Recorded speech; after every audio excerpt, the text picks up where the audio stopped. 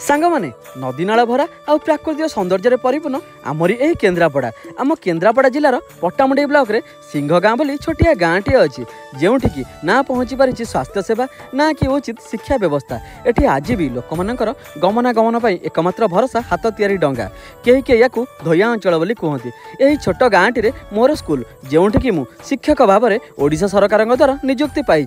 एसबू भितर भी एठिकार सरल लोक मानकर खाइबा आ खुआइबार रही यथेष्ट रुचि आ अद्भुत आनंद।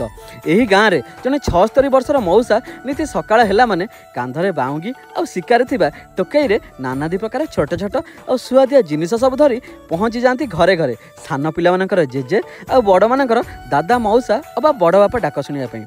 2026 मसीह भी एमती खाइबा आउ पुणी बाउंगी आउ टोकई मिलूँ शुणिले आपन को आश्चर्य लगुव। आ मौसांकर हाथ तियारी 2 टंकिया बरा आ 3 टंकिया सिंगड़ार टेस्ट आपन संपूर्ण केन्द्रापड़ा जिले में केउठी भी पाइबेनी मोर पर्सनाल ग्यारंटी।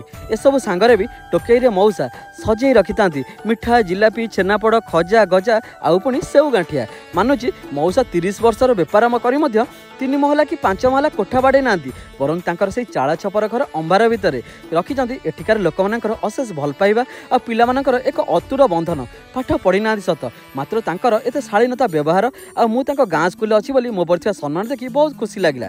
बलदेव जी निकट